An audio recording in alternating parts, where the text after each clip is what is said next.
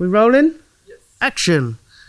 Hello guys. Sorry. Oh. this is lovely spinach here. Can we get some?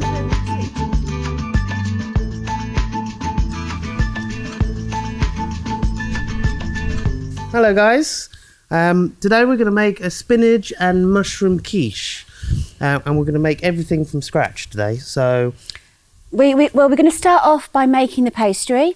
So over here you'll need some plain flour, some butter, a cupful of water and a rolling pin for rolling it out later on.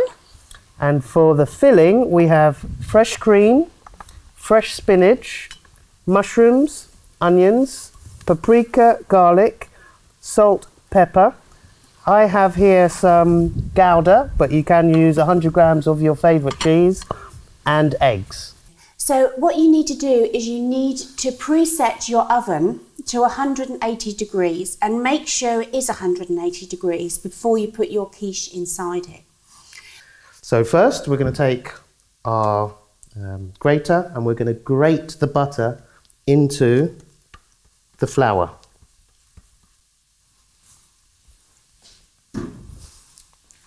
Then we're going to add our salt, give it a little mix around, get it going.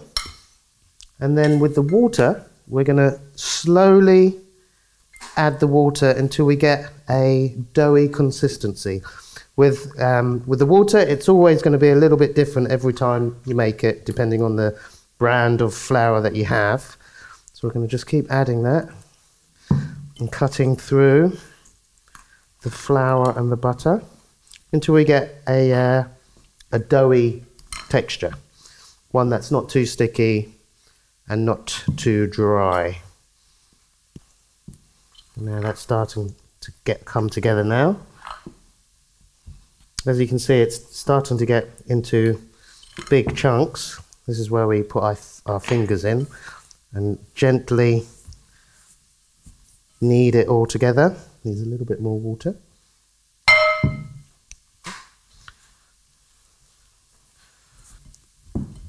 So now everything's starting to come together as a ball. I mean, the idea of short crust pastry is that we have everything as cold as possible and we don't want to handle it too much. So we get that nice flaky pastry texture.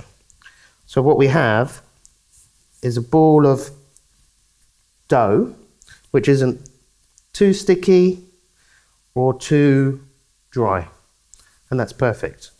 Okay, so if you find that the dough is too sticky, i.e. you've added a little bit too much water, you can just add a little touch more flour until you get that nice dough ball which isn't sticky or too dry.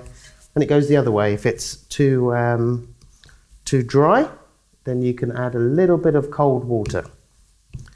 So there's our ball. Then we cover and leave in the fridge for 20 minutes.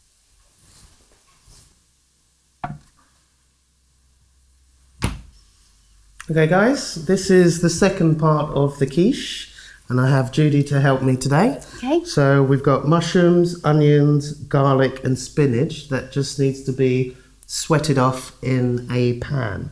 So I'm just going to get on with that right now. Right. Just going to chop the onion up into diced pieces for the onion. Good. I don't like chopping onions because they make me cry. Yeah. And I don't do them that quick.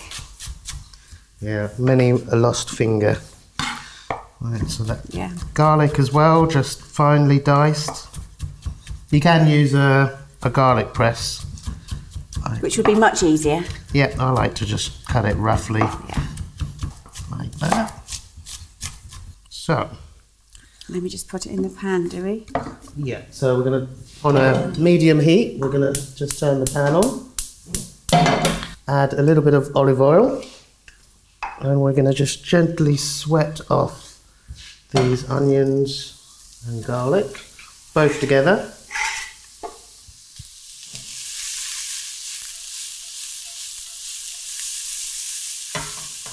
Would you like to chop the mushrooms? Yes. How would you like them, sliced or? Creativity is yours. You can have them sliced or you can have them in segments. Completely up to you how chunky you like your mushrooms. Say no more. Say no more? Yeah, I'm on it.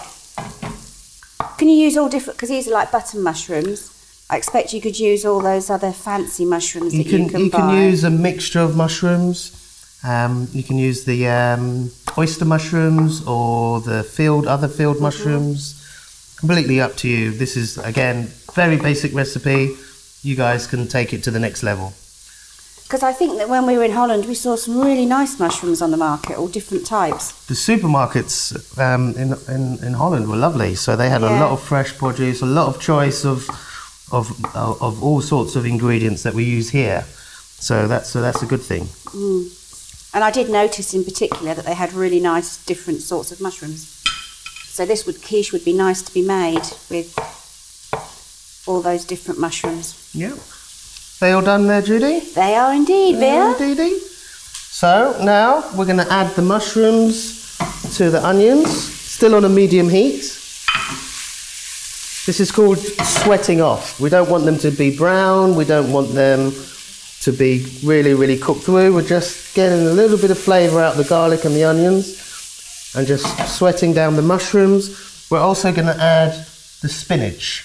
We're just going to rough chop the spinach. That's fresh spinach, but you can use frozen. You can use frozen. I'm using fresh because that's always nice. And we're just going to add that and just let that wilt down in there as well. 5-6 minutes tops. On a low heat. On a medium heat. Medium heat. A medium heat. Okay. Yeah. As I said, no colour, and that's done. So they're a little bit sweaty, a little bit cooked through. Nothing's really, really cooked. It's just heat through it to get a little bit of the liquid out, but not to really cook it through. So what we've done is we've cooked the onion and the garlic for a minute. We've then added the mushrooms for another minute, so 2 minutes together in total. And then finally, we've put the spinach in for 3 minutes, so that actually everything has been then cooking for 5 minutes in the pan. Well done, Judy. You should be a superstar. You should be, shouldn't I? Because I explain things so well and you don't. All right. Okay, so the next part is the creamy filling bit. So, do you wanna go with that? So, okay, are we ready? We're going to crack in there 4 lovely free-range eggs. If you can't get free-range, then no big problem, because we know that sometimes they can be a little bit expensive. 4 large eggs, and then to that we are going to add 200 millilitres of creme fraiche, creme fraiche. Fresh cream. Fresh cream. Then we're going to add some salt and some black pepper and also some powdered paprika. Nice. And then we're going to give it a little whisk. Just mix it all in together. And then we're going to add our cheese. What cheese is this? Okay, so this is 100 grams of grated Gouda. Ooh, very Dutch. Yeah, because we have been to Holland. But you can use any kind of cheese that you like, really, as long as it's not a creamy cheese. Well, a cheese that you can grate. And it's hard. And it's perfect. Any kind of cheddar cheese. And you can use a mixture as well, couldn't you? You can use a mixture of cheese. Do you want me to put all this in? Or all of that. All of that. That's 100 grams there. Give it a nice strong flavour. Lovely. Yeah. Give that a little mix. And that's what it should look like. Yeah. Okay. And now our spinach onion mixture is cool enough to go into the pan with those eggs. That's it. Do you want to just shake those all down? Shall we do that? Should have used a spoon, really. Would have been much easier. Yeah, cool. There you go. Yes, you want to make sure it's a little bit cooler, because if not, it'll start cooking the eggs and making it into like a scrambled egg before you get that. Okay, so that is done. That's the filling for our pastry, which we will now take out of the fridge. Ooh. Ooh. Next segment. Here's one we prepared earlier. Can I say that in a bit? Rolling, rolling, rolling. Now we need a rolling pin, my dear. Okay. And as if by magic, here's a rolling pin. And there's a rolling pin. We also need a little bit of flour. A little bit of flour and, of course, our pastry dish. Yeah. So Vere's taken out his pastry that he made earlier, and it feels perfect, Vere. Well done. Thank you. And then you want to get a quiche dish, something like this. And in the bottom of it, I've put on a, what do we call this? Greaseproof paper. Greaseproof paper. And what I've just done is I've just put it on and I've drawn around it and cut it out so that we've got a mould for the bottom, just to stop it sticking.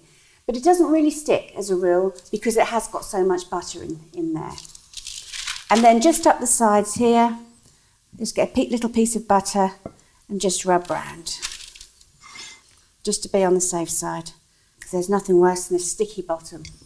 There's a sticky bottom, no. And then we put that in there, and Lovely. then we are ready to roll out our pastry. Yay! Okay. So we've got a board here. I've got some, clumsy. Sorry. And I've got some flour that I'm popping on the board. Still keeping everything really cold, okay? So this isn't a really good recipe to do in the summertime, especially here at the Kinter, because everybody knows how hot it is. But actually, it's blooming freezing today, so I've got 3 layers on. This feels good pastry, Vere. Thank you. It's all right. And then we're going to roll it out. As you see, I've made it into a little bit of a circle. Depending on how thick you want your pastry. I think the normal is about half an inch thick. Yeah. I mean, the thing is with homemade pastry, it tastes so good. And because we're only putting it on the bottom, it can be a little bit thicker, I think. Oops, sorry. Because we're not going to, it's not like a pie where we put it on the top as well. We're just putting it on the bottom. There you go. That's a good.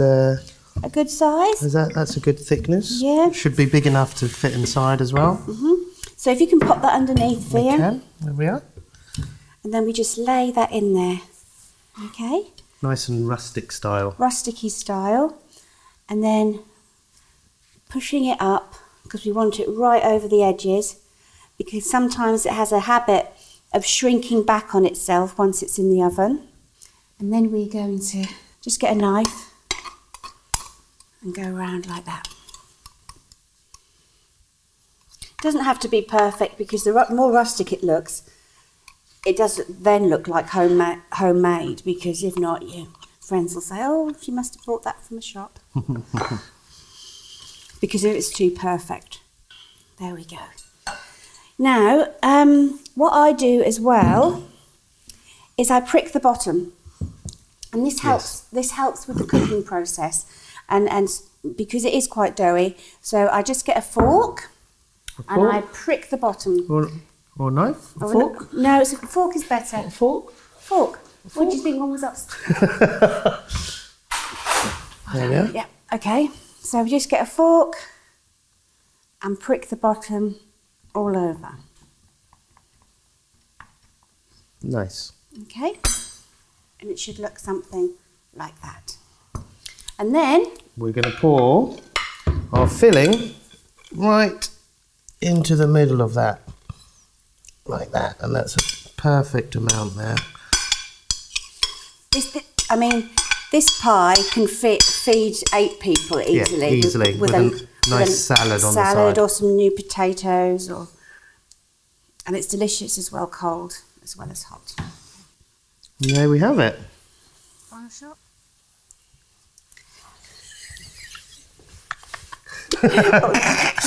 Right. So we need to put the oven at 180 degrees, a hot oven, and make sure that the oven has actually gone up to 180 degrees before you put the pie in. Bake it in the centre of the oven, look at it after 35 minutes, because sometimes what can happen is that it starts to go a darker colour on the outside and not be cooked on the inside.